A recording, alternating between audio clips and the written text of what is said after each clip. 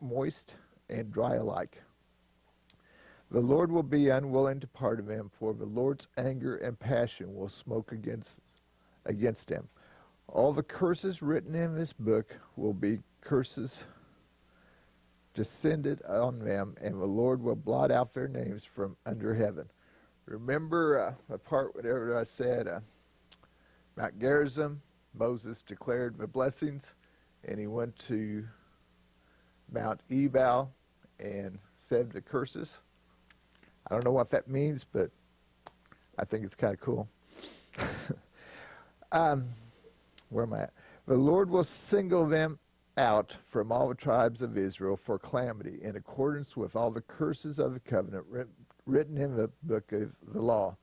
The next generation, your children who rise up after you, as well as a foreigner who comes from a distant country, listen to this, will see the devastation of that land and the afflictions with which the Lord has afflicted it. All its soil burned out by sulfur and salt, nothing planted, nothing sprouting, unable to support any vegetation, like the destruction of Sodom and Gomorrah, Admah and Zebulun, which the Lord destroyed in his fierce anger. Okay, Jonathan Cahn talks about this foreigner, except in his book, I think other translations call it the stranger, and I found it very interesting to see how he decided who the stranger or the foreigner, as it says here, was in his book. And it's somebody that everybody knows. I don't care who you are, everybody knows him, and I would have never made the connection. But it's very interesting. But like I say, I don't want to tell you who it is because that kind of ruined the book. But there's a lot of stuff in there that makes sense whenever you go back and think about it, you know. The problem is getting into that mindset to think about it. So they, and indeed all the nations will wonder, why has the Lord done this to this land? What caused a great display of anger? They will conclude it is because they abandoned the covenant of the Lord, the God of their ancestors, which he made with them, and he brought them out of the land of Egypt. They turned and served other gods, worshiping them, gods whom they had known and whom he had not allotted to them. So the anger of the Lord was kindled against that land, bringing on it every curse written in his book. The Lord uprooted them from their land in anger, fury, and great wrath, and cast them into another land, as is now the case. The secret things belong to the Lord our God, but the revealed things belong to us and to our children forever, to observe all the words of this law. Okay, let's read chapter 30. When all these things have happened to you, the curses and the blessings that I have set before you, if you call them to mind among all the nations where the Lord your God has driven you, and return to the Lord your God, and you and your children obey him with all your heart and with all your soul, just as I am commanding you to do today, then the Lord your God will restore your fortunes and have compassion on you, gathering you again from all the peoples among whom the Lord your God has scattered you, even if you are exiled to the ends of the earth, to the world. That's important there. From there, the Lord your God will gather you, and from there he will bring you back. The Lord your God will bring you into the land and that your ancestors possessed, and you will possess it. He will make you more prosperous and numerous than your ancestors. Moreover, the Lord your God will circumcise your heart and the heart of your descendants, so that you will love the Lord your God with all your heart, that you may live. The Lord your God will put all these curses on your enemies and on the adversaries who took advantage of you. Then you shall again obey commandments that I am commanding you today, and the Lord your God will make you abundantly prosperous in all your undertakings, in the fruit of your body, in the fruit of your livestock, in the fruit of your soil.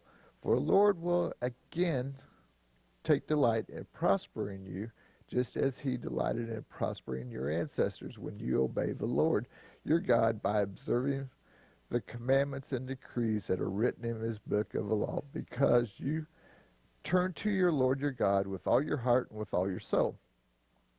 Surely this commandment that I am commanding you today is not too hard for you, nor is too far away.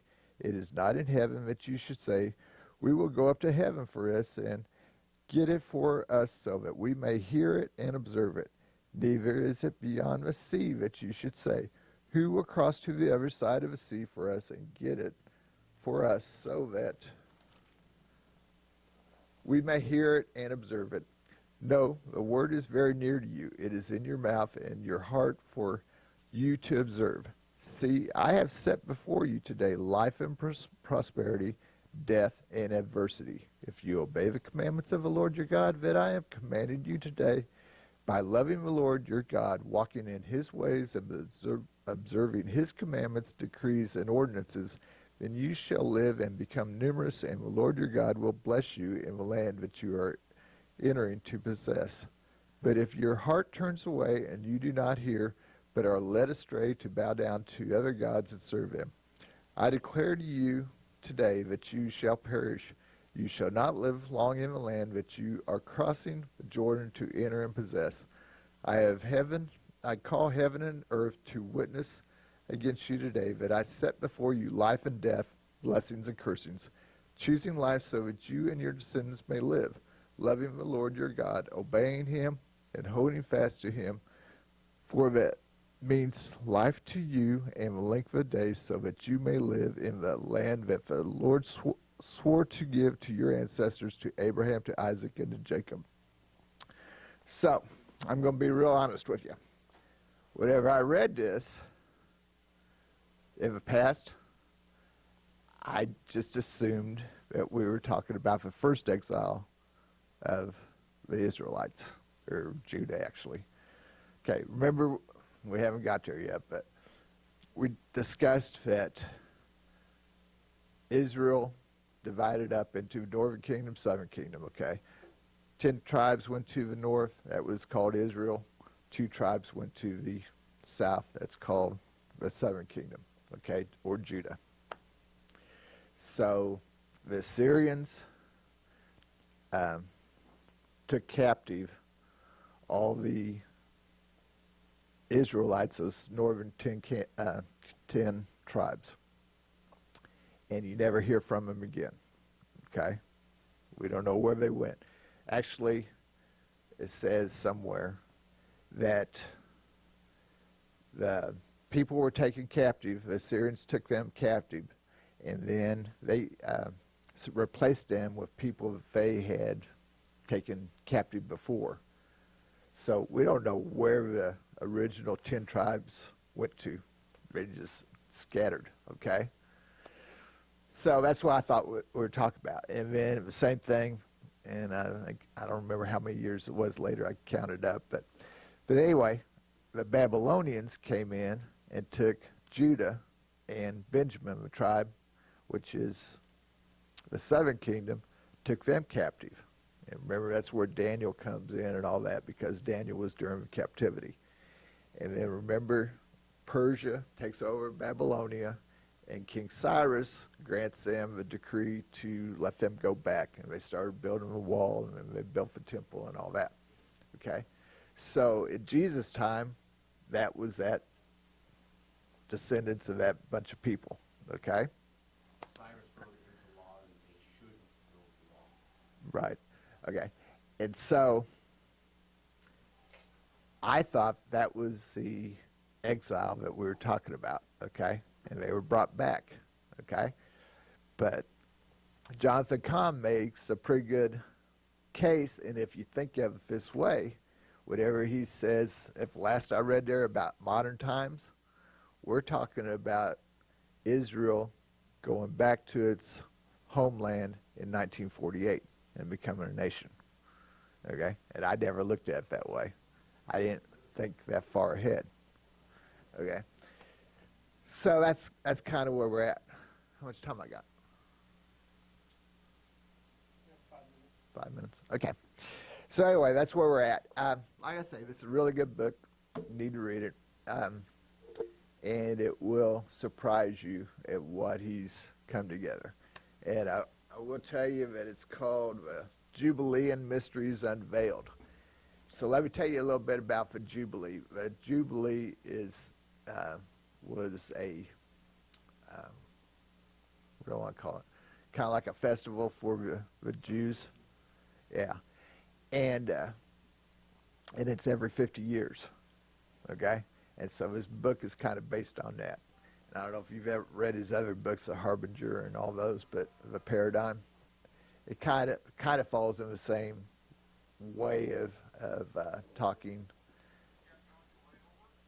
And so anyway, you might try it. So let's go back. We're going to start talking about Moses and the Exodus. And like I say, it's also called Pentateuch. And so we're going to go from Exodus to Deuteronomy. Deuteronomy was the last prophecy of Moses. Remember, he turns the reins over to Joshua, then he dies, okay? And remember that also this portion of the Bible is also called the Torah, which means Hebrew law, okay? And so this portion of the Bible deals with God and his chosen people, the Israelites.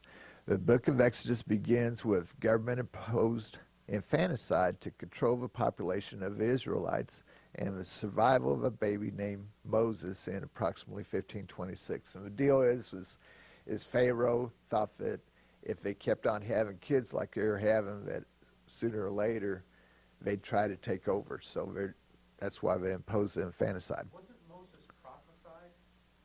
Didn't somebody prophesy of Moses? I don't know. I'd have to check on that. I think he was prophesied about. Yeah, I'd have to check on that. I don't know where that would be, but I'd maybe come up with it. But so this happened in approximately 1526 BC, and he became a leader of the Israelites in approximately 1446 BC. So he was like 80 years old until his death in 1406. So like we just read, there's 40 years there that they ran around in the wilderness. About the time the Israelites entered the land of Canaan. So what I just read, they're getting ready to go into Canaan under Joshua. Okay? And the meaning of the name Moses is to be drawn out. And if you read about him, he was reluctant to be the leader. So God had to draw him out to become leader.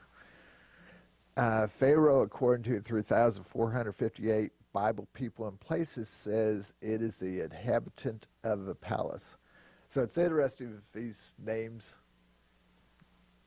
have meaning to them. And the 10 plagues experienced in Egypt are the water to blood, frogs, gnats, flies, cattle, boils, hail, locusts, darkness over the land, and death of the firstborn, okay? And the last plague is the basis of the Jewish festival of Passover. And I found this really interesting. It says in the Bible, 600,000 men, and this isn't counting women and children. That's just the men population. 600,000 men were among the exodus of Egypt into the desert and all that stuff.